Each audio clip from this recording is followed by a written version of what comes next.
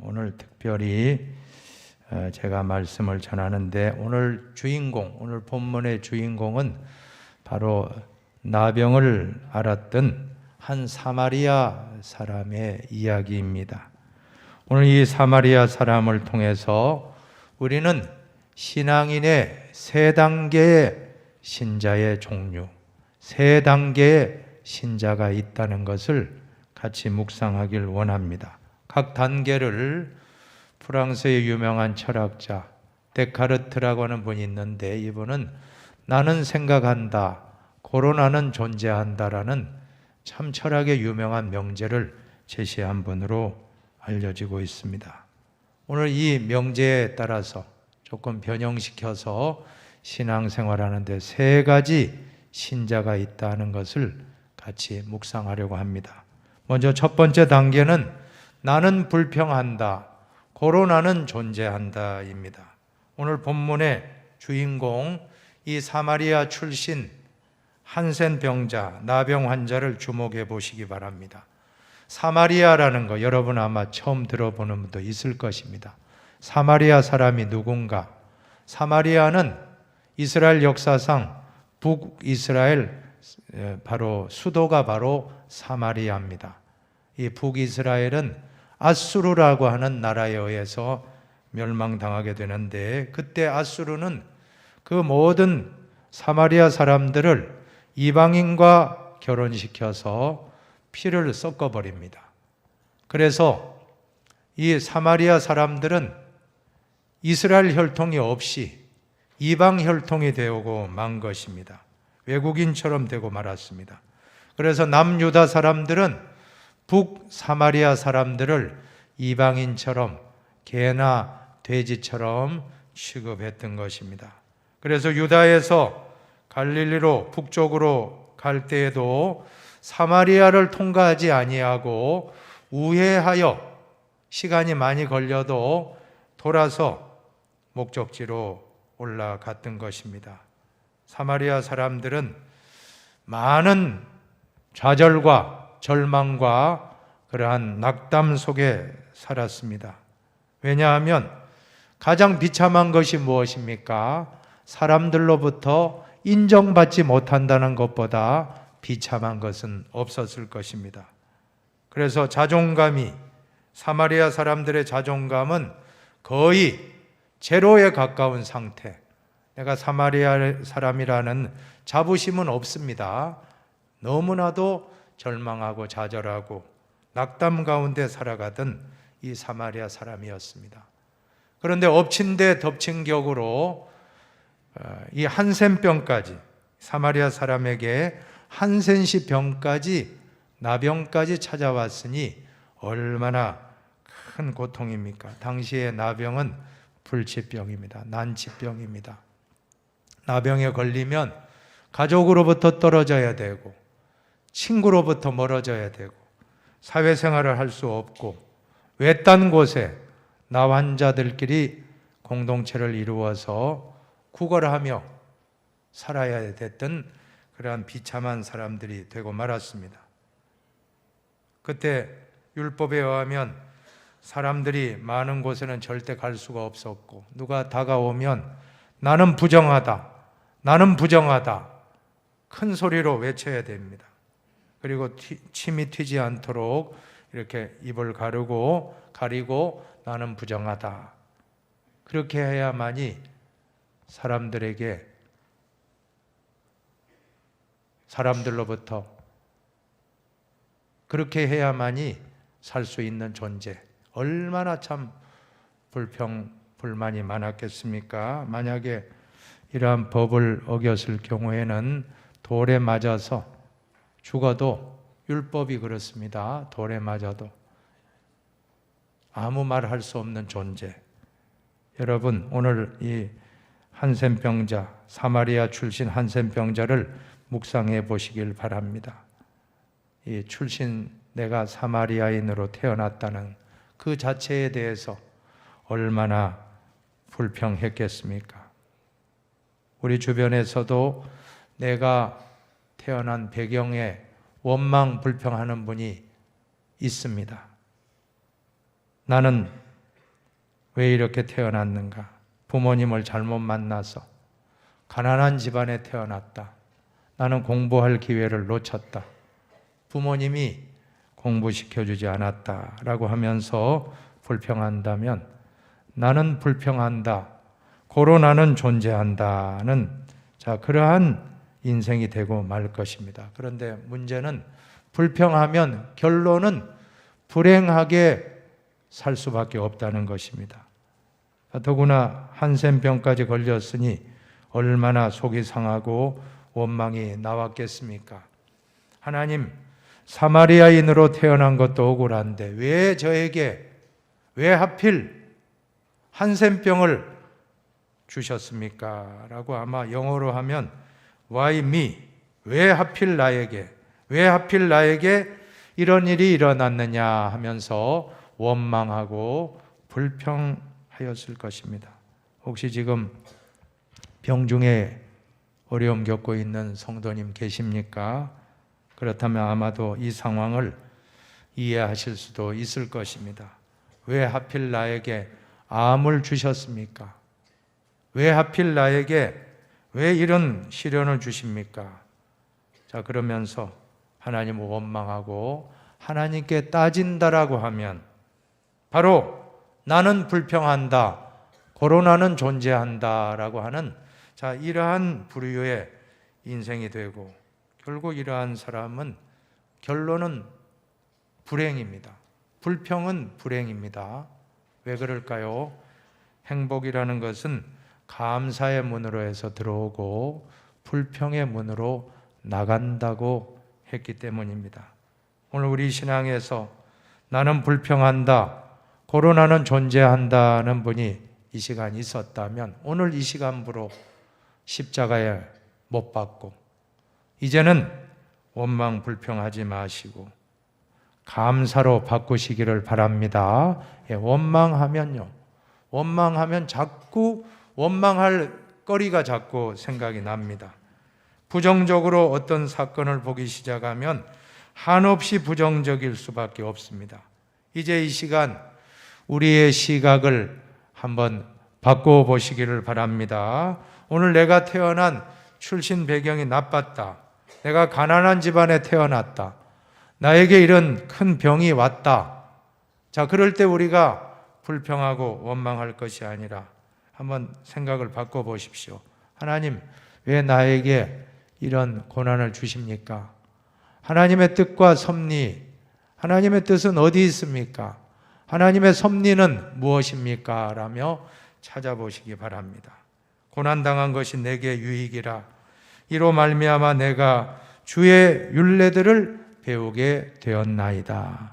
고난 때문에 불평하는 것이 아니라 고난 때문에 오히려 내가 하나님을 찾게 되었다면 고난도 유익이 되고 축복이 되는 것입니다. 그래서 고난은 변장된 축복이라고 합니다. 여러분 한번 읽어보세요. 고난은 변장된 축복입니다. 우리가 고난 때문에 하나님을 더 찾고 하나님께 더 기도하게 되었다면 고난이 변장된 축복입니다. 실패도 내가 잘 나갈 때는 하나님 믿지 않다가 내가 부도가 나서 누구 소개로 교회에 오게 되고 교회에 와서 하나님을 만나게 되고 세례받게 되고 직분받게 되었다면 내가 실패한 것이 오히려 나에게는 유익이 되고 축복이 된 것입니다. 혹시 병 중에 있습니까? 질병도 하나님을 만나는 통로가 된다면 질병도 감사할 수가 있는 것입니다. 사랑하는 여러분, 우리가 당하는 모든 인생의 문제는 불평하고 불만하면 한없습니다. 그러나 그 안에 하나님의 뜻을 찾고 감사한다면 고난도 유익이요 고난도 축복이 된다는 것을 믿으시면 아멘 하십시오. 두 번째 단계는 나는 기도한다, 고로 나는 존재한다입니다. 13절이 기도의 내용입니다. 한번 13절을 한번 읽어봅시다. 소리를 높여 이르되 예수 선생님이여 우리를 불쌍히 여기소서 하거늘. 한 번 더 읽어볼까요? 소리를 높여 이르되 예수 선생님이여 우리를 불쌍히 여기소서 하거늘. 나병 환자들은 예수님께 가까이 올 수는 없고 율법에 의해서 잘못하면 큰일 나니까 멀리서 젖먹던 힘까지 다하여 예수 선생님이여 우리를 불쌍히 여겨 주옵소서. 이것은 바로 기도입니다. 기도한 겁니다. 이 나환자 10명이 예수님께 간절히 부르짖고 기도한 것입니다. 사랑하는 여러분, 부르짖는 기도, 여러분 좋은 기도입니다. 부르짖는 기도는 가장 성경적인 기도고 우리 한국 교회가 이 기도로 부흥한 교회입니다. 부르짖는 기도는 한국 교회의 자랑입니다. 경북 김천에 가면 용문산 기도원이라는 곳이 있는데 이곳에서는 나라와 민족을 위해서 365일 24시간 늘 기도의 제단이 계속되는 곳입니다. 1963년 4월 30일 새벽 1시에 기도를 시작해서 지금까지 기도의 불이 꺼지지 않고 있는 그러한 곳입니다. 그곳에는 중보 기도자들이 지켜야 할 7가지 수칙이 있는데 몇 가지 제가 소개해 드리겠습니다. 30분 전에 미리 대기하면서 기도를 준비할 것, 기도복을 입을 것, 이름을 기록할 것, 정각에 신호봉을 올릴 것, 헌금함에 헌금을 드릴 것, 발성으로 나라와 민족을 위해 기도할 것, 신호봉이 울릴 때까지 기도할 것, 이렇게 7가지인데 주목할 것은 반드시 나라와 민족을 위하여 발성으로 기도하라. 발성이라는 건 뭡니까? 소리내어 기도하라. 소리낸다는 것이 얼마나 중요합니까? 기도하는 방법이 다양한데 소리내어 통성으로 기도하라는 것입니다. 한국 교회는 통성으로 부르짖는 기도로 부흥한 대표적인 교회가 되는 것입니다. 교회들마다 부흥회를 열면 얼마나 뜨겁게 부르짖고 기도했습니까? 기도원마다 사람들로 가득 차서 정말 부르짖는 기도, 한국교회 대표적인 기도가 바로 부르짖는 기도였습니다. 그런데 어느 때부턴가 한국교회 부르짖는 기도의 좋은 전통이 사라지고 교회마다 기도의 야성이 사라져 버리고 있다라고 하는 것입니다. 기도를 대신하는 다양한 프로그램들은 많아지는데 정작 기도하지를 않고 있다라고 하는 것입니다. 그래서 가장 소중한 통성기도의 영적 자산을 우리가 지금 잃어가고 있지 않는가, 참 안타깝습니다. 1907년 평양 대부흥 운동이 일어났을 당시에 맥퀸 선교사라는 분이 계십니다. 이분의 선교 보고에 보면 통성기도를 이렇게 일기장에 기록하고 있습니다. 예배당하는 기도합시다라는 말이 떨어지기가 무섭게 하나님께 기도하는 소리들로 가득 찼다. 예배당 안에 있는 성도들은 거의 모두가 큰 소리로 기도를 드리고 있었다. 놀라운 광경이었다. 어떤 이는 울며 기도했고 어떤 이는 하나님께 자신의 죄목을 열거해 가며 용서를 빌었다. 모두가 성령 충만을 간구하였다. 많은 소리가 있었는데 전혀 혼란스럽지 않았다. 모두가 일사불란했고 완전한 조화를 이루었다. 자, 이것을 조나단 에드워즈라고 하는 분은 말하기를 기도 콘서트, 즉 기도 합주회라고 불렀던 것입니다. 기도 합주회가 어떠한 오케스트라보다도 아름답게 하나님께 상달되는 연주회가 되었던 것입니다.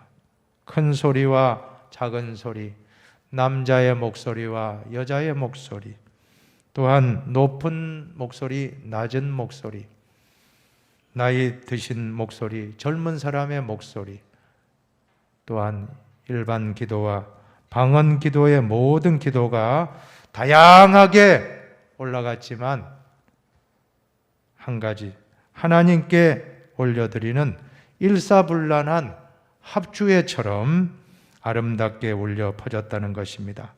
오늘 우리의 존재 이유는 기도에 있습니다. 한번 따라합시다. 나는 기도한다. 나는 기도한다. 고로 나는 존재한다. 고로 나는 존재한다. 네, 우리 신앙인의 존재 이유는 기도에 있음을 믿으시기 바랍니다. 불평하면 어떻습니까? 불평하는 신자는 아무런 기적도 경험할 수가 없습니다. 그러나 기도하는 신자는 기적을 경험하게 되는 것입니다. 신앙생활은 기도 생활입니다. 신앙생활은 기도 생활입니다. 기도하십시오. 너는 내게 부르짖으라. 내가 내게 응답하겠고 내가 알지 못하는 크고 은밀한 일을 내게 보이리라. 오늘부터 원망 불평거리가 있습니까? 하나님, 왜 나는 이렇게 태어났어요? 하나님, 왜 내 인생이 이렇게 안 풀립니까? 하나님, 나는 왜 이렇게 건강이 약합니까? 나는 왜 이렇게 물질이 부족합니까? 자, 그런 부분들 다 어떻게 하면 됩니까? 하나님께 나와서 다 부르짖으시길 바랍니다. 기도하시기 바랍니다. 예. 한번 따라합시다. 부족한 것은 다 기도 제목이다. 다 기도 제목이다. 기도하면 주신다. 기도하면 주신다. 예, 기도하면 다 주십니다. 구하라 주실 것이요. 찾으라 찾아낼 것이요. 문을 두드리라 열린다라고 약속해 주셨습니다. 절대 의심하지 말고 오늘부터 내가 부족한 부분, 원망 불평하는 사람이 되지 말고 기도로 바꾸어 보시기 바랍니다. 그럴 때 하나님이 다 우리에게 응답해 주실 것입니다. 내 기도하는 그 시간, 우리 같이 한번 찬양해 봅시다. 내 기도하는 그 시간, 그때가 가장 즐겁다. 이 세상 근심 걱정에 얽매인 나를 부르사 내 진정 소원 주 앞에 낱낱이 바로 아뢰요. 큰 불행 당해 슬플 때 나 위로 받게 하시네. 할렐루야. 예, 기도하는 성도가 되길 바랍니다. 자, 한 가지 더 우리가 생각할 점은 세 번째 단계인데 한번 같이 읽어봅니다. 나는 감사한다. 고로 나는 존재한다. 15절에서 16절을 보세요. 그 중에 한 사람이 자기가 낳은 것을 보고 큰 소리로 하나님께 영광을 돌리며 돌아와 예수의 발 아래에 엎드려 감사하니 그는 사마리아 사람이라. 10명의 나환자가 다 기도하여 응답받고 예수님이 깨끗하게 나병을 완치시켜 주셨는데 예수님께 돌아와서 감사합니다 인사한 사람은 한 명밖에 없었다라고 하는 것입니다. 그것도 유대인들이 그렇게 멸시하고 차별하고 그렇게 조롱하고 인간 취급하지 않았던 사마리아 사람이 오히려 감사했다는 것이 참 놀라울 따름입니다. 10명이 치유를 받았는데 한 사람만 감사하고 있다는 것. 자, 이것이 오늘 우리의 모습이라고 하는 것입니다. 비율로 보시면 9대 1의 감사입니다. 9명은 불평하고 돌아가고 한 명만 감사했다는 것입니다. 주님의 오죽하면 10사람이 다 깨끗함을 받지 아니하였느냐, 그 9은 어디 있느냐라고 오늘 탄식하십니다. 진정 감사의 비율이 10%밖에 되지 않고 있습니다. 우리 성도님들 가운데 한 해 동안 우리가 돌아볼 때 하나님 주신 것 참 많은데 우리는 9가지는 다 잊어버리고 한 가지만 기억하고 감사하고 있지는 않습니까? 그러면 주님이 물으십니다. 그 9가지는 어디 있느냐? 내가 너에게 이렇게 10가지를 다 줬는데 왜 한 가지만 감사하고, 그 9에 대한 감사는 어디 있느냐라고 오늘 물으실 것입니다. 우리 인간은 어떤 존재입니까? 남이 나에게 베풀어 주신 은혜, 우리 부모님이 나에게 잘해준 것은 다 잊어버리고 당연한 겁니다. 못해준 것, 부모님도 인간이기 때문에 나에게 상처 준 게 한 가지가 있다는 거예요. 그러면 9가지는 다 잊어버리고 그 상처 준 거 한 가지만 생각하면서 우리는 원망하고 불평하지 않았습니까? 그래서 속담에 보면 한번 읽어보세요. 은혜는 모래에 새기고 원수는 바위에 새긴다.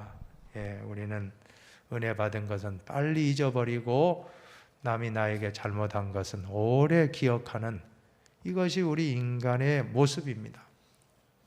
절대 우리는 행복할 수가 없습니다. 이런 자세로 살아가면. 하나님은 어떤 분입니까? 하나님은 주시고 또 용서하시고, 사람은 받았습니다.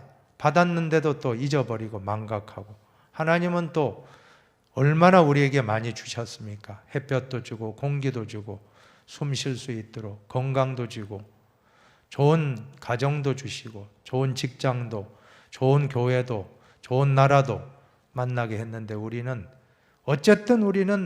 좋은 건 다 잊어버리고 나쁜 것만 생각하고 자꾸 망각하고 잊어버렸습니다. 하나님은 우리에게 독생자까지 아낌없이 십자가에 다 못 박아 구원하기까지 우리를 사랑하십니다. 또 용서해 주셨습니다. 사랑하는 여러분, 오늘 우리도 하나님의 사랑을 깨닫고 감사하는 우리의 남은 생애가 되기를 축복합니다. 그런데 참 우리가 왜 감사하지 못하는가? 생각이 없기 때문입니다. 우리가 생각하면요, 다 감사할 일뿐이 없어요. 생각한다는 단어와 감사한다는 단어는 같습니다. 어원이 같아요. think와 thank는 다 같은 단어라고 합니다. 우리가 깊이 생각하면요, 다 감사할 일밖에 없는 것입니다. 18세기 영국의 청교도 목사였던 매튜 헨리라는 분이 있는데, 이분이 그만 집을 비웠다가 집에 강도를 만나서 많은 물건을 도둑질 당하고 말았습니다. 귀중품이 도난당했습니다. 집에 돌아온 매튜 헨리 목사님은 너무 당황해서 처음 겪은 일에 크게 불안하고 좀 염려가 됐습니다. 근데 기도하다 보니까 감사 제목이 나왔다는 겁니다. 뭐라고 감사하느냐 하면, 첫 번째, 이전에 한 번도 강도 당한 적이 없는 것 감사합니다. 처음 당했거든요. 이전까지 아무 일 없었던 거 감사한 거예요. 두 번째로는 그들이 내 귀중품을 다 들고 갔지만 내 목숨이 안전한 것 감사합니다. 돈이란 것도 벌면 되잖아요. 그죠? 건강, 목숨을 잃으면 얼마나 안 좋겠습니까? 목숨 건진 거 감사하다. 그리고 세 번째로는 그들이 돈을 훔쳐가고 물건을 훔쳐갔지만 그래도 나에게 아직 더 많은 돈과 더 많은 재산이 있음을 감사했습니다. 일부만 잃었다는 겁니다. 그리고 네 번째, 참 재미난 그런 참 감사한데, 내가 강도짓을 하지 않고 강도를 만난 것, 강도 당한 것을 오히려 감사합니다. 여러분 혹시 사기 당했습니까? 혹시 사기 당했으면 여러분 감사하십시오. 사기꾼 되지 않고 사기 당한 거 감사하십시오. 사기꾼 되면 어떻게 돼요? 그 사람은 완전히 어떤 인생이 되겠습니까? 우리가 오히려 쏘아주는 거 감사하십시다. 잃어버린 거 감사합시다. 이 감사의 제목을 찾았다라고 하는 것입니다. 손양원 목사님이라는 분은 여순 반란 사건 당시에 공산당 청년에 의해서 두 아들이 순교당했는데, 이 손 목사님이 기도하는 가운데 감사의 제목을 찾았습니다. 어떻게 찾았는지 몇 가지만 소개해드리면, 나 같은 죄인의 혈통에서 순교의 자식이 나오게 하심을 감사합니다. 하나도 귀한데 둘을 순교의 제물로 바치니 감사합니다. 삼남 삼녀 중에 제일 소중한 장남과 차남을 순교의 제물로 바친 거 감사합니다. 미국 가려고 했던 맏아들 미국보다 더 좋은 천국 가게 하심을 감사합니다. 아들을 죽인 원수를 양자로 삼을 사랑의 마음 주신 것 감사합니다. 이렇게 감사의 제목을 찾았다는 것입니다. 저는 이 손 목사님의 감사를 보면서 두 가지를 깨달았습니다. 첫째는 감사 제목은 어떠한 상황에서도 찾아내면 찾을 수 있다라고 하는 것입니다. 여러분, 오늘 우리도 안 좋은 일 당했습니까? 질병 중에 있습니까? 어떤 경제적인 곤란 중에 있습니까? 그 중에서라도 감사 제목을 찾으면 찾게 될 줄로 믿습니다. 감사하십시다. 또 한 가지, 두 번째로 더 중요한 것은 감사하는 자가 진정한 신앙인이라고 하는 것입니다. 우리 신자는 어떤 존재입니까? 나는 감사한다. 코로나는 존재한다. 감사하는 사람이 신앙의 존재의 이유라고 하는 것입니다. 그래서 성경에 보면 항상 기뻐하라, 쉬지 말고 기도하라, 범사에 감사하라고 말씀합니다. 한번 읽어볼까요? 항상 기뻐하라, 쉬지 말고 기도하라, 범사에 감사하라. 아멘. 이 말을 반대로 읽으면 사탄은 우리에게 항상 슬퍼하라, 그 다음 뭐라고 할까요? 기도하지 말고 기도를 쉬어라, 그 다음에 범사에 원망하라. 사탄 복음입니다. 여러분, 사탄의 음성 듣지 말고 우리는 하나님의 말씀대로 항상 기뻐하라, 쉬지 말고 기도하라, 범사에 감사하라. 계속 우리는 싸울 겁니다. 이제 교회에서 예배드리고 바깥으로 나가 세상살이 할 때 여러분들은 사탄의 음성은 듣지 마십시오. 사탄은 계속해서 어떻게 말을 할까요? 사탄은 끊임없이 불평거리를 찾으라고 합니다. 그러나 하나님은 끊임없이 감사 제목을 찾으라고 하십니다. 오늘 우리는 선택하시기 바랍니다. 인생은 선택입니다. 인생은 결단입니다. 여러분 무엇을 선택하기 원합니까? 불평을 선택하면 불행하게 될 겁니다. 그러나 감사를 선택하면 감사는 행복을 열게 될 것입니다. 감사는 행복을 여는 열쇠라고 했습니다. 한번 같이 해보십시다. 감사는 행복을 여는 열쇠입니다. 행복은 감사의 문으로 들어오고 불평의 문으로 나간다고 했습니다. 오늘 추수감사절을 맞이하여 세 종류의 사람들 우리는 발견하길 원합니다. 첫 번째는 어떤 종류입니까? 나는 불평한다. 코로나는 존재한다. 두 번째는 나는 기도한다. 코로나는 존재한다. 세 번째는 나는 감사한다.